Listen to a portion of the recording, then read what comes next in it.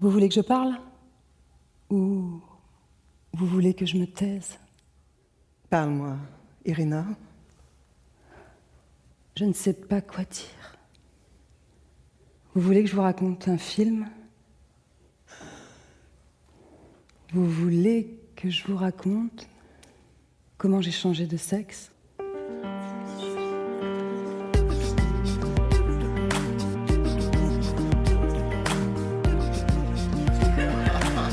De vive voix.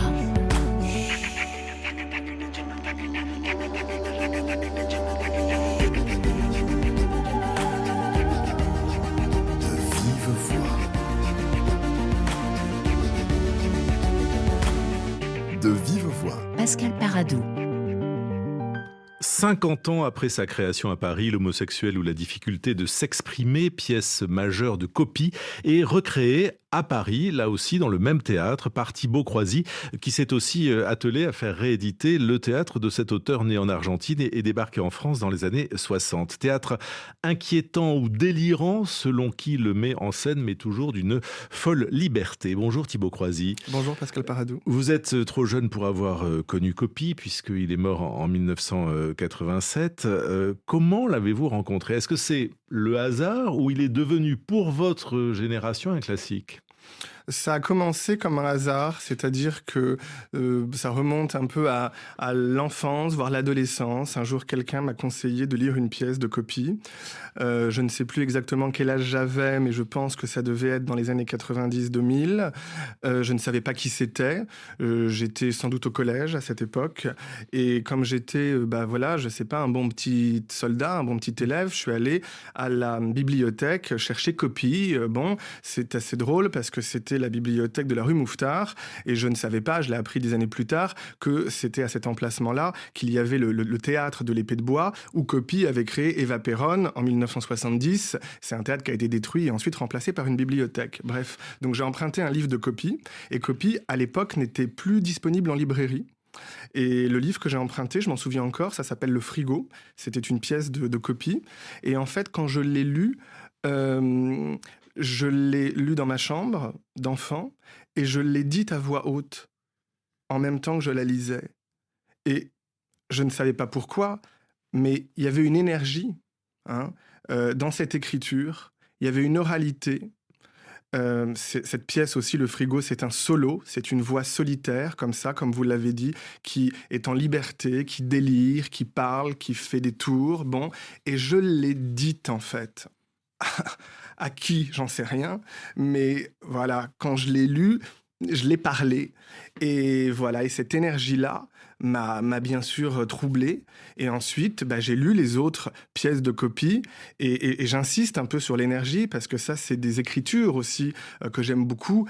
Il y a quelque chose, qui est passé, quelque chose de cet ordre-là, en fait. Et vous ne saviez pas à l'époque que vous alliez faire du théâtre? Vous en rêviez peut-être, mais... J'en faisais dans un atelier de quartier, et c'était à l'issue d'une représentation qu'une personne que je ne connaissais pas m'avait dit « Tu devrais lire du Copie ». Et pour la petite histoire, après je suis allé le revoir, ce monsieur qui était venu me voir après, on avait joué, je ne sais plus, un spectacle de fin d'année, et je lui avais dit « J'ai lu l'auteur que vous m'avez conseillé ». Et en fait, j'ai appris, il m'a expliqué pourquoi, en fait, il avait joué La Tour de la Défense, qui est une pièce de Copie, à sa création, avec Bernadette Lafont, Jean-Pierre Clémenti et Jean-Pierre Calfon au Théâtre Fontaine en 83. Donc voilà, ça c'est... Il n'y a pas de hasard. Alors, de son vivant, Copie a quand même surtout été mis en scène par toute une génération de metteurs en scène argentins. Oui. Il y a eu Georges Lavelli, Alfredo Arias, qui avait fui la dictature argentine. Puis ensuite, il y a eu Marcial Di Fonzobo, lui aussi argentin. Est-ce qu'en le mettant en scène, vous le libérez un peu de ses origines, j'ai presque envie de dire, d'un certain folklore? Alors ça, c'est... il y a deux tiroirs dans la question. C'est-à-dire que les origines, j'ai envie de vous répondre, Copie n'a pas d'origine. C'est-à-dire qu'il s'est toujours amusé à brouiller, justement, son origine. Son origine est complexe.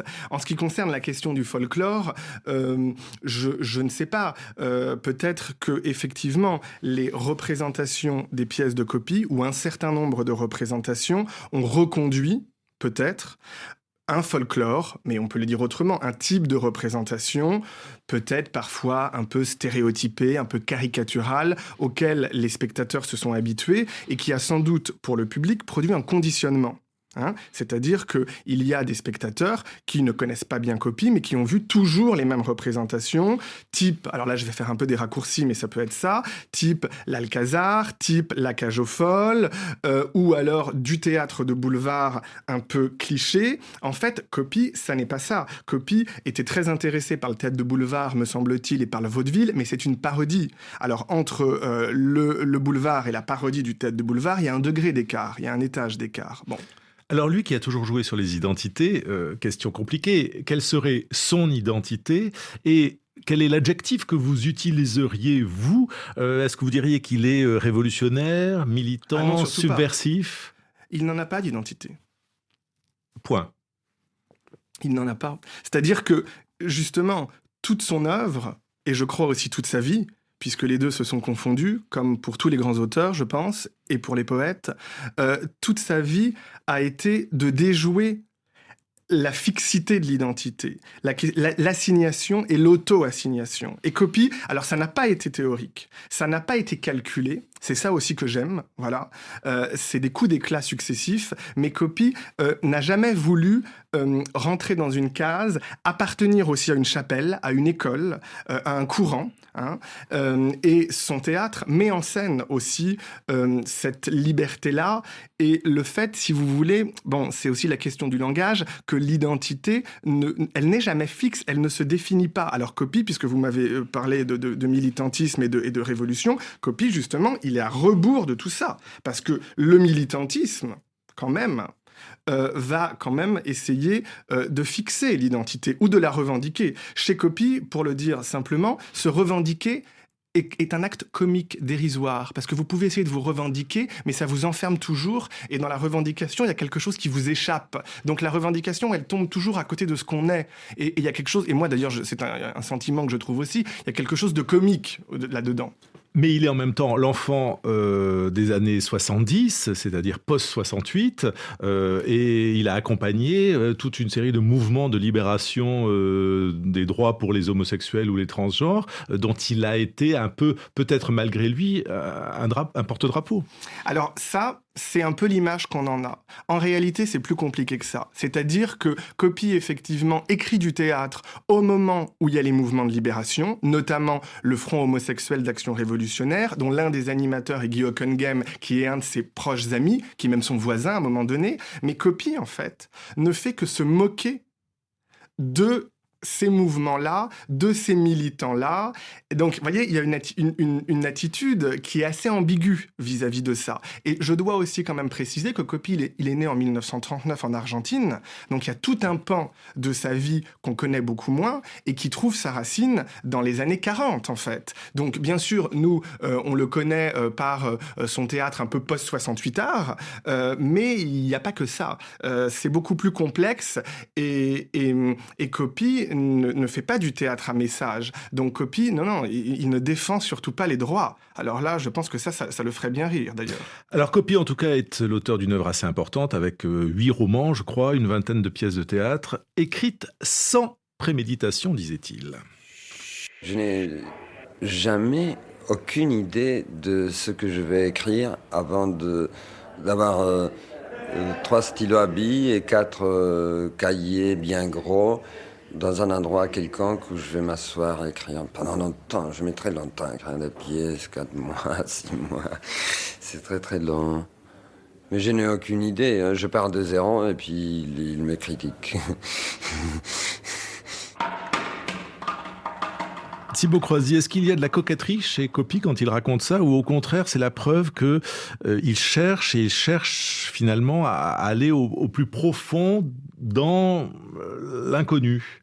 Non, je pense pas qu'il y ait de coquetterie. Il y a à la fois, effectivement, ce travail de liberté. Coppi, ça m'a touché d'entendre cet extrait-là, parce qu'il l'a souvent dit. Il a souvent dit que lui, la manière dont il s'amusait, c'était en se mettant devant une feuille blanche. Je rappelle que Coppi était dessinateur aussi, et en libérant son imagination. Et justement, son imagination, elle s'incarne parfois dans le dessin, parfois dans l'écriture de pièces, de romans ou de nouvelles, mais il y a quelque chose, qui est de l'ordre du déclic. Enfin, il ne prémédite pas ce qu'il va écrire. Et en même temps, il le dit très bien dans cet entretien, il travaille. C'est pas un coup d'éclat comme ça, et c'est pas le jaillissement et le premier jet qui est le bon. Donc ça, c'est aussi un cliché que je veux un peu battre en brèche, parce qu'on a parfois pensé que Copy, c'était écrit à toute allure comme ça du premier jet. Pas du tout. Moi, j'ai travaillé sur les manuscrits de Copy, donc j'ai vu aussi les strates d'écriture successives, et il y a un travail évidemment d'écrivain. Mais ce qui est assez touchant, c'est que Copy n'a pas glosé et n'a pas commenté son œuvre comme tous les écrivains ou tous les artistes ou tous les metteurs en scène le font. Il a fait les choses et il ne les a pas expliquées. Et ça me touche beaucoup. Thibaut Croisy, pour redécouvrir Copy, vous allez nous raconter votre mise en scène de l'homosexuel ou la difficulté de s'exprimer. Après le duo Mathias Malzieu, Daria Nelson.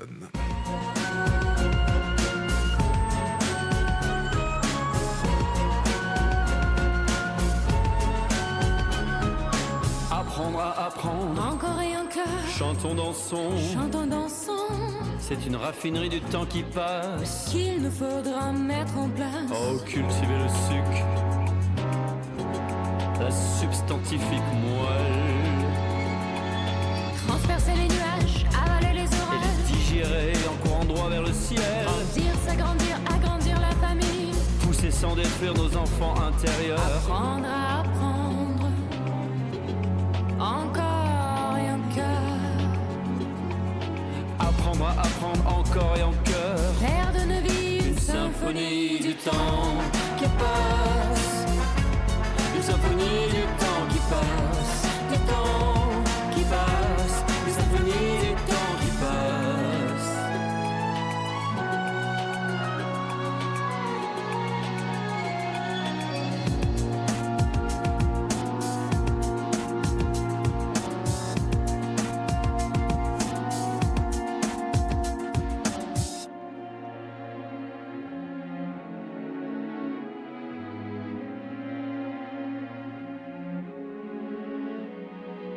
digérer les naufrages, Célébrer nos sauvetages, s'offrir le présent, ce cadeau bleu, ciel écarlate, les étoiles en plein jour, le vent d'amour qui me porte, emporte tout. emporte-nous, emporte-nous, Vers le fleuve où la vie neuve, coule à flot de nos veines ruisseaux, fonte de neige à boire au goulot, de nos lèvres plus douces que l'aile de l'oiseau, apprendre à apprendre, oh, à tomber de plus haut. apprendre à apprendre le courage des oiseaux, faire de nos vies une symphonie du temps, Une symphonie du temps qui passe, du temps qui passe, une symphonie du temps qui passe, du temps qui passe, une symphonie du temps qui passe.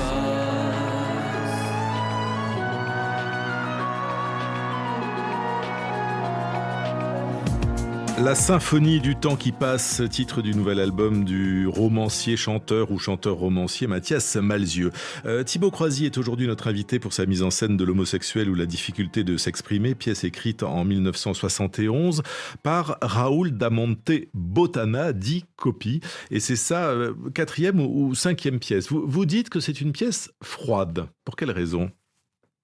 Bon, je le dis parce qu'elle se passe déjà en Sibérie.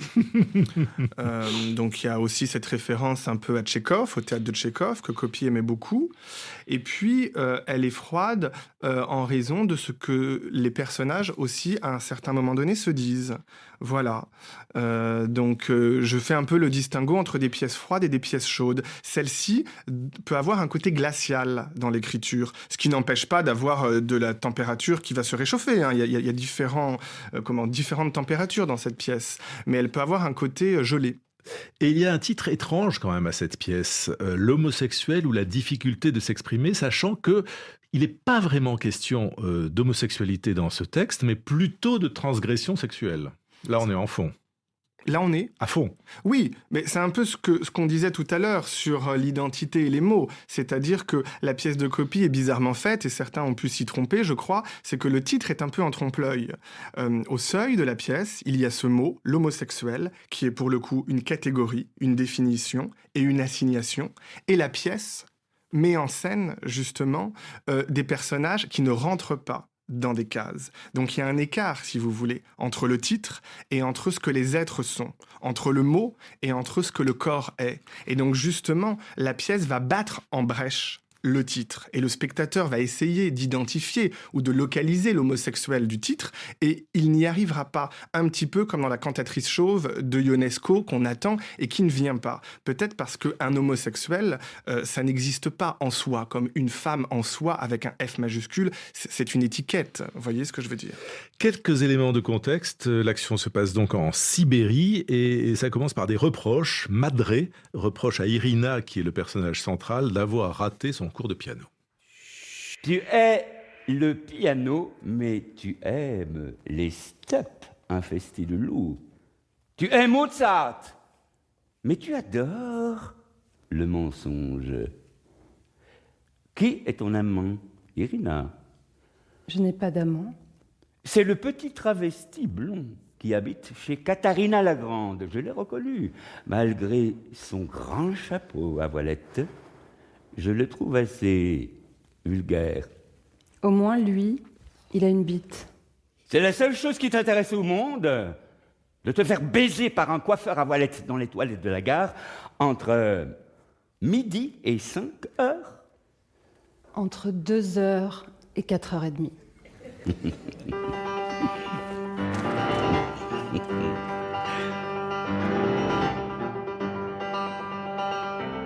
Un chat est donc un chat. On parlait de langage acéré, il est très décomplexé. Copie, Thibaut Croisy. Cette pièce, effectivement, là aussi va à rebours du titre, puisque le titre, l'homosexuel ou la difficulté de s'exprimer, peut laisser présager une pièce psychologique, surtout dans les années 70, où le personnage de l'homosexuel est moins fréquent sur les scènes de théâtre, ou alors sur un mode justement psychologique, et la pièce Et très caricatural. Vous évoquez dans la postface que dans ces mêmes années, c'est la Cage aux Folles qui est sur les scènes parisiennes et qui met en scène donc des homosexuels hyper hystériques, hyper féminins. Enfin, autre chose, quoi. Tout à fait. Et puis, il y a aussi toute une tradition qui est aujourd'hui un peu moins connue, qui est celle du mélodrame, où l'homosexuel est une figure victimaire, à la fin, qui va se suicider, ou qui va partir, qui va fuir, parce que c'est un élément de déviance pour la société. Bon, donc Copie, là aussi, le titre, encore une fois, est en trompe-l'œil, puisque la pièce n'est pas une pièce psychologique, et elle peut paraître décomplexée. Après, Copie a un rapport plus complexe que ça, à l'homosexualité ou à la sexualité, je dirais. Alors si on rit dans cette pièce, on rit, c'est quand même très très grinçant, et tout votre travail de metteur en scène, c'est d'avoir justement installé une tension digne d'un film de suspense, et d'avoir un peu ralenti tous les échanges, tous les dialogues, toutes les répliques. Il y a du silence. Ah oui, comme dans la vie. Une pièce sans silence, pour moi, ne peut pas exister. C'est pas possible. Donc je n'ai pas ralenti. Peut-être j'ai ralenti par rapport aux autres représentations que les gens ont vues, je ne sais pas, moi je les ai pas faites. Mais comme dans toute pièce de théâtre, il y a des temps, il y a des silences, il y a des accélérations. Copie, vraiment, dans l'écriture, les acteurs, les actrices peuvent en témoigner, c'est un théâtre qui est vraiment branché sur un rythme très étrange, qui effectivement se ralentit, mais qui s'accélère, qui est parfois endiablé. Il y a la mécanique du vaudeville, il y a des climax, donc il y a une rythmique en fait très particulière. Moi j'ai essayé de la jouer cette rythmique, donc s'il y a des accélérations à des moments, il y a aussi des temps. C'est vraiment, je fais un travail très simple. Mais on entend l'écriture de Copie avec votre mise en scène, qui est une écriture assez tranchante, très simple, sans fioriture. Ben oui. Et qui rend ce spectacle, cette pièce finalement très contemporaine. Parce que ce qui m'intéresse, c'est l'écriture, voyez. Ce qui m'intéresse, c'est de faire entendre cette écriture et cette voix. On parle d'écriture, mais pour moi, c'est aussi une voix. C'est-à-dire que ce jeune homme, qui avait une trentaine d'années en 71, il a été traversé par ces voix-là, qui sont devenus des personnages. Garbo, Irina, Madré, les militaires qui rôdent aussi dans cette Sibérie. Et ce sont des voix qui l'ont traversé. Et moi, je trouve ça tellement touchant. Vous savez, mais ça, c'est le principe du théâtre, mais de les faire passer aujourd'hui et de faire entendre ces voix intérieures-là. Et après, on les fait entendre dans le théâtre où elles ont été entendues pour la première fois, puisque la pièce a été créée là en 71. Donc, oui, l'écriture... Au Théâtre de la Cité Internationale, et c'est là où vous jouez. Voilà. Sur l'écriture, vous l'avez rappelé, Coppi était dessinateur, et quand il arrive à Paris à 22 ans, il commence d'ailleurs par faire des dessins dans le Nouvel Obs, et il va être très vite célèbre avec un personnage qui s'appelle la femme assise, qui commente la vie et l'actualité. Du dessin au théâtre. Au début, à ce moment-là, je faisais des dessins assez longs déjà. Et peu à peu, parce que à ce moment-là, le journal était... Je veux dire, il y avait quelqu'un qui devait prendre plus de place, un autre moins. Il y avait la publicité qui commençait à arriver. Et j'ai commencé à rétrécir le dessin, mais presque depuis le début. Le premier dessin, la femme était debout. Et comme il fallait passer quelque chose en bas, je l'ai assise. Parce que ça prenait moins de place, les bulles, tu vois. Et ça se rétrécit comme ça. C'est-à-dire, finalement, parfois, j'avais 12 dessins, tout ça. Et ce qui a fait qu'à un certain moment, je me suis senti un peu enfermé à l'intérieur d'un journal. Mais c'est comme dans le théâtre. Mais si tu as les moyens, tu peux faire rentrer des chars romains, des hélicoptères, des tanks. Tu peux tout faire sur un plateau. Mais si tu n'as pas les moyens, tu fais du théâtre assis. Thibaut Croisy, c'est du théâtre assis, Coppi? Je ne sais pas, mais en l'écoutant et en repensant à votre question, c'est aussi du théâtre qui a ses propres silences. Vous savez, une des particularités de Coppi dans le dessin, puisque là il parlait de ses dessins, c'est que Coppi dessinait les silences. Si vous connaissez la femme assise, elle parle, mais il y a des dessins où il n'y a pas de parole. Il y a ces fameux temps qui ont été écrits. Donc vous voyez, par rapport à votre question tout à l'heure, je n'ai pas cherché à ralentir Coppi, j'ai cherché à marquer les temps. En tout cas, il y a ce vocabulaire, ce langage qui est très acéré, qui est très dessiné, que vous transcrivez aussi dans l'espace scénique au Théâtre de la Cité Internationale, parce que finalement, c'est le langage qui fait l'action. Il se passe très peu de choses. Comment raconter cette pièce ? Oui, c'est le langage qui fait l'action. C'est une folie langagière. Je ne sais pas si c'est une folie langagière. C'est un langage qu'on essaye d'attraper. Et ça, c'est effectivement peut-être une métaphore aussi du travail de l'écrivain. On cherche à attraper du langage, mais c'est aussi ce que nous vivons tous avec le langage. Et par rapport à la question de l'identité aussi, on cherche à se définir. Moi, je jette pas la pierre aux gens qui essayent de s'auto-assigner. Après tout, pourquoi pas ? On a bien le droit d'essayer de savoir ce qu'on est et de poser des mots sur ce qu'on est. Pourquoi pas ? Mais parfois, tout ça, ça demande un effort. Et parfois, tout ça, c'est une sorte de voyage, d'errance. On se perd. Bon, donc, c'est le propre rapport de soi au langage, vous voyez, et c'est ça aussi que la pièce met en scène de manière infernale et aussi parfois juste, parce que parfois il y a un mot qu'on attrape, c'est physique avec le langage. Et très troublante, parce que, en tout cas dans votre mise en scène, on est très troublé, mais parce que c'est aussi écrit, parce que les personnages changent de sexe, tous ont plusieurs identités, et les frontières entre eux d'ailleurs sont brouillées. Je m'appelle... Madame Simpson. Excusez-moi. Votre fille m'avait dit que vous vous appeliez Suzanne. Elle délire. Madame Simpson, est-ce que je peux la voir ? Non, elle dort. Et si je vous demandais de la voir simplement dormir ? Je connais bien votre genre de femme, madame. Elle n'ira plus jamais à votre cours de piano. Finissez votre Mirabelle et partez. Madame Simpson, j'aime votre fille. Ce n'est pas une fille pour vous, Madame Garbo. Pourquoi ? Madame Simpson, dites-moi au moins pourquoi. Ma fille n'est pas une bourgeoise, Madame. Nous traînons un lourd passé. Moi aussi, j'ai été opérée à Casablanca Madame Simpson, j'ai un sexe d'homme. Ce n'est pas possible. Touché.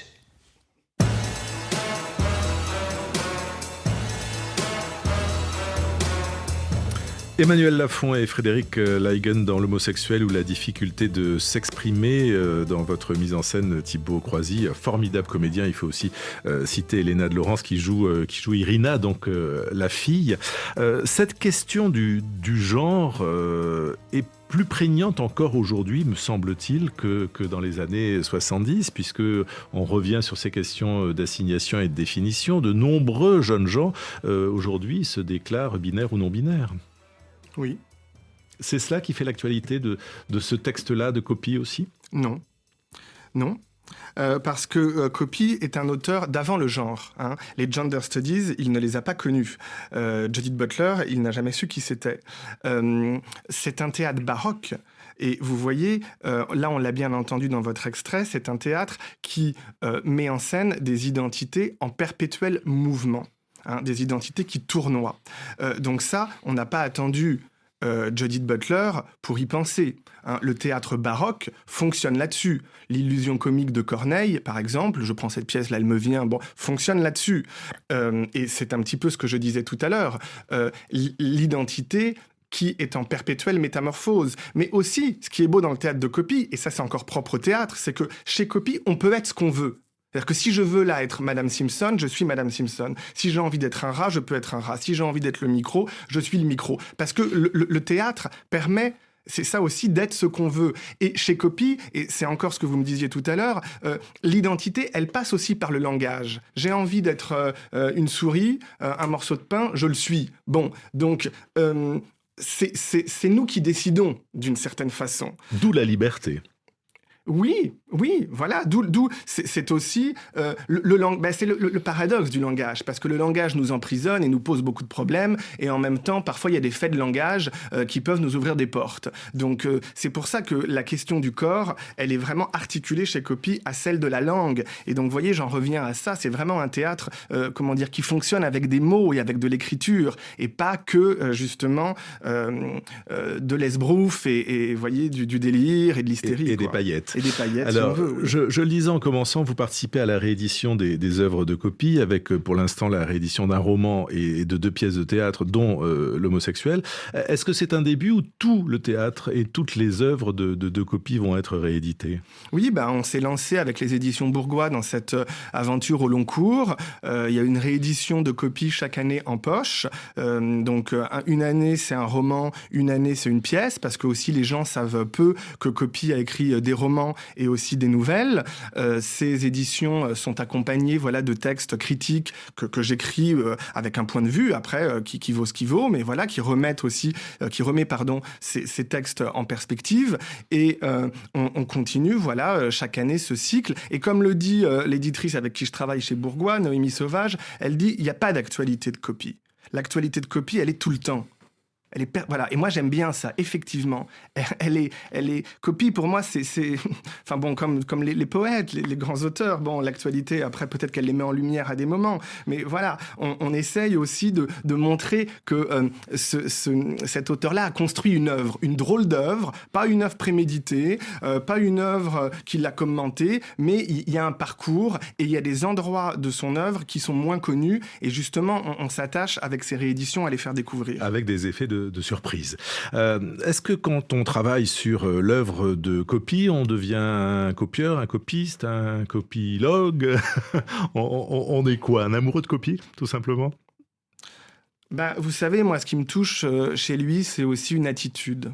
Voilà, c'est une attitude et une singularité, vraiment, c'est un bloc de singularité, Copy. Et c'est une attitude par rapport à la vie, c'est une attitude par rapport à l'écriture et qui échappe. Voilà. Et j'aime les auteurs qui m'échappent. Et Copy, je travaille depuis des années dessus, mais je découvre encore des choses. Et c'est un petit peu comme ces rats-là qui met en scène dans ces pièces qu'on n'arrive pas à rattraper. Merci beaucoup Thibaut Croisy. L'homosexuel ou la difficulté de s'exprimer se joue au Théâtre de la Cité Internationale à Paris, puis vous partez en tournée et les textes sont chez Bourgois.